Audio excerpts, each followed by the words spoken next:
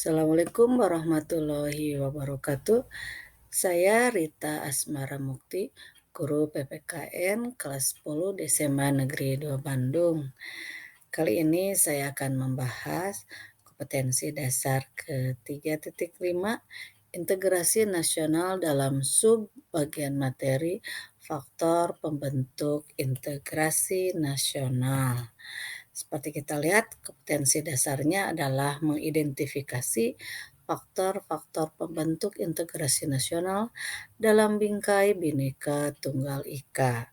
Kemudian diharapkan siswa juga dapat mendemonstrasikan faktor-faktor pembentuk integrasi nasional dalam bingkai Bhinneka Tunggal Ika.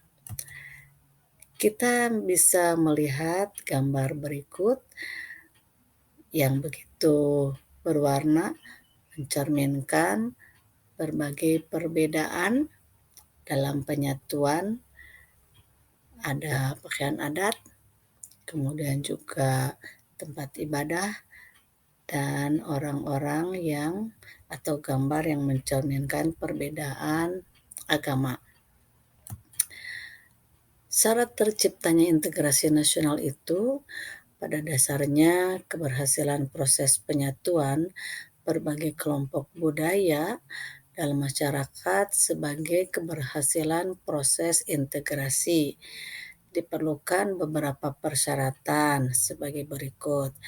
Yang pertama adalah anggota-anggota masyarakat merasa bahwa mereka berhasil saling mengisi kebutuhan-kebutuhan satu dengan yang lainnya. Jadi tidak ada yang merasa dia mampu dengan sendiri, tapi mereka saling membutuhkan. Yang kedua, terciptanya kesepakatan atau konsensus mengenai norma-norma dan nilai-nilai sosial yang dilestarikan dan dijadikan pedoman dalam masyarakat. Nah, yang ketiga, norma-norma dan nilai-nilai sosial itu dijadikan aturan baku dalam melangsungkan proses integrasi sosial.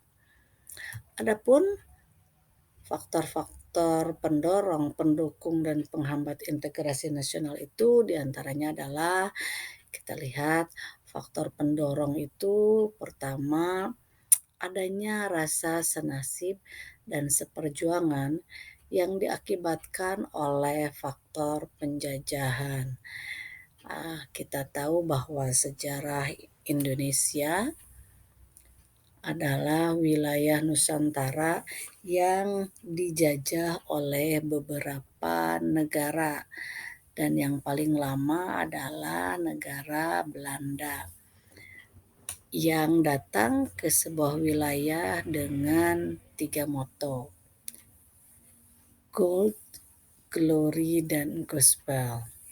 Sehingga ini menjadikan wilayah yang dijajah oleh negara Belanda merasa senasib dengan kondisi 3 moto tadi. Yang kedua, adanya ideologi nasional yang tercermin dalam simbol negara, yaitu Garuda Pancasila dan semboyan Bhinneka Tunggal Ika. Yang ketiga, adanya tekad serta keinginan untuk bersatu di kalangan bangsa Indonesia, seperti yang dinyatakan dalam Sumpah Pemuda, di mana Sumpah Pemuda juga menjadi tonggak berdirinya bangsa Indonesia yang membuat para pemuda merasa satu sepenanggungan, juga memiliki cita-cita yang sama. Yang berikutnya adalah adanya ancaman dari luar yang menyebabkan munculnya semangat nasionalisme di kalangan bangsa Indonesia. Adapun faktor pendukung integrasi nasional diantaranya adalah penggunaan bahasa Indonesia, adanya semangat persatuan dan kesatuan dalam bangsa, bahasa, dan tanah air Indonesia. Berikutnya adanya kepribadian dan pandangan hidup bangsa yang sama, yaitu Pancasila. Juga adanya jiwa dan semangat gotong royong, solidaritas, dan toleransi keagamaan yang sangat kuat. Dan adanya juga rasa senasib sepenanggungan akibat penderitaan dari penjajahan Belanda. Itu yang menjadi faktor penguat, pendorong, dan pembentuk integrasi nasional. Berikut akan kita bahas faktor penghambat integrasi nasional. Di antaranya adalah kurangnya penghargaan terhadap kemajemukan yang bersifat heterogen. Sebagai sebuah bangsa yang sangat majemuk, sangat banyak perbedaan, bisa jadi ini juga menjadi sebuah penghambat bila rasa di antara masyarakat kita kurang menghargai perbedaan itu. Yang kedua adanya kurangnya toleransi antar golongan. Yang ketiga, kurangnya kesadaran dari masyarakat Indonesia terhadap ancaman dan gangguan dari luar. Yang jelas sebetulnya ini juga sangat berbahaya bagi kita.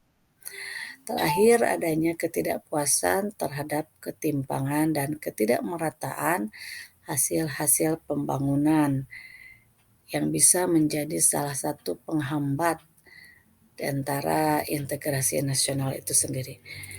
Terima kasih. Assalamualaikum warahmatullahi wabarakatuh.